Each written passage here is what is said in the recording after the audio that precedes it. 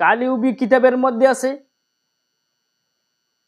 হযরতে মুসা আলাইহিস সালাম আল্লাহকে বললেন, হে আল্লাহ, এই দেশের মধ্যে, এই জামানার মধ্যে, এই পৃথিবীর মধ্যে আমার চাইতে কোনো বেশি বুজুর্গ আছে কি? আমি দেখতে চাই, আমি জানতে চাই। সঙ্গে সঙ্গে আল্লাহ পাক রব্বুল আলামিন বললেন, হে মুসা, আমি তোমাকে নবী করে পাঠিয়ে দিছি, তোমার এত অহংকার কিসের? মানুষে তো এত অহংকার করার কারণ নয়। হে মুসা, আপনি একটু সামনে চলুন।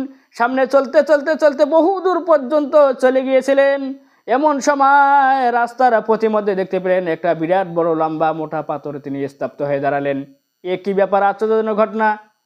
সঙ্গে সঙ্গে আল্লাহ পাক রব্বুল আলামিন হযরতে জিবরাইল আলাইহিস সালামকে বললেন, হে জিবরাইল, যাও যাও যাও, তুমি এই মুহূর্তে চলে যাও।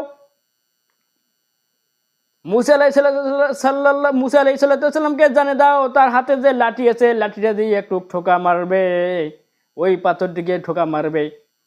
আল্লাহর কি কুদরত, আল্লাহর কি শান, আল্লাহর কি মান! ওই মুসা আলাইহিস সালামের যে হাতে লাঠিটা আছে, লাঠিটা দিয়ে একটু যখন ঠোকা মারলো, ঠোকা মারার সাথে সাথে পাথরটি ফেটে দুই টুকরো হয়ে গেল। আর ভিতরে দেখলো একটা বৃদ্ধ লোক আল্লাহর ধ্যানে মগ্নে তসবিহ তেলাওয়াত করতেছে। আল্লাহর ধ্যানে মগ্নে তসবিহ তেলাওয়াত করতেছে। সঙ্গে সঙ্গে মুসা আলাইহিস সালাম বললেন, হে মানব, আপনি এখানে কত বছর ধরে তসবিহ তেলাওয়াত করতেছো? মুসা আলাইহিস সালাম যখন এই কথাটা বললেন, ওই মানবটি সঙ্গে সঙ্গে বললেন, আপনি তো আল্লাহর নবী? মুসা বলছে, হ্যাঁ আমি আল্লাহর নবী। মুসা বলছে, আপনি কে? বলছে, আমি এই জামানার একজন মানুষ।